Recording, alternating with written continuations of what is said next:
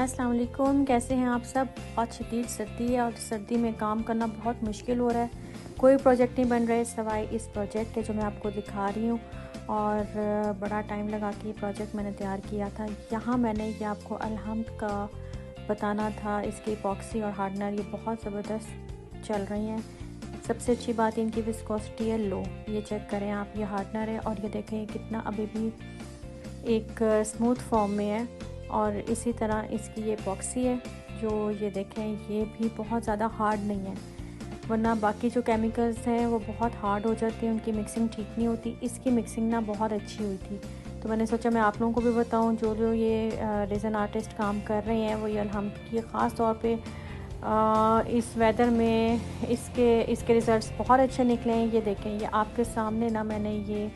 D moulding کرنا شروع کی ہے، اس لیے کیونکہ آپ کو پتہ چلے کہ اس ویدر میں بھی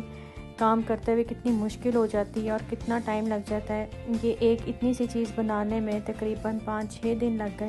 تاکہ یہ اچھے سے سیٹ ہو جائے۔ اس سے پہلے جو میں نے بنایا تھا دوسرے کیمیکلز میں بنا رہی تھی وہ نہیں سیٹ ہو رہا تھا، تو مجھے اس کا پتہ چلا تھا الحمد والوں کا، تو پھر میں نے یہ یوز کیا، اور پھر میں نے اس کو سوچا کہ آپ کے سامنے پورا پروسیس جو دکھاؤں، وہ میری باقی ویڈیوز میں بھی آپ دیکھتے ہیں، پروسیس آلموسٹ وہی ہے پورنگ کا اور باقی چیزوں کا، تو ڈی مولڈنگ آپ کے سامنے کرتی ہوں۔ تو یہاں میں نے بنایا ہے چھوٹی سی بڑی کیوٹ سی جو ہے نا، یہ ڈبی کہہ لیں، اس کو باکس کہہ لیں، اس کو آرگنائزر کہہ لیں، جو بھی آپ کا دل کرتا ہے، اور اس کے اوپر اب میں فکس کر رہی ہوں اس کو، یہ چھوٹا سا جو ہے نا اس کا ہینڈل کہہ لیں، تو نہ بھی کرتے تو کوئی مسئلہ نہیں تھا، لیکن میرا دل کر رہا تھا کہ میں اس کو ایک کمپلیٹ لک دیتی، جو میں نے سوچا ہوا تھا کہ اس کو کس طرح سے یوز کیا جا سکتا ہے نا۔ تو ایجنگ میں نے کر لی تھی اس کی بیس کی، اور اب جو ہے نا یہ اس کا لڈ تیار کر رہی تھی، یہ آپ دیکھیں اس کی بھی ایجنگ ہو گئی، اور یہ اس طرح بنا۔ سب سے مزے کی چیز کی یہ دیکھیے، اس باکس اتنے اچھے بنے تھے نا، اتنے اچھے لگ رہے تھے، ان کو ہی دیکھی جا رہی تھی میں بار بار، اور بہت ہی یہ کیوٹ سا اور زبردست سا جو ہے نا اس کا یہ ٹیکسچر نکل کے آیا تھا، کلیئر اس کی فنیشنگ تھی۔ اور یہاں میں نے پرلس ڈال کے آپ کو دکھائے ہیں کہ یہ اتنی سی چیز میں بھی یہ کتنی یوزفل ہے۔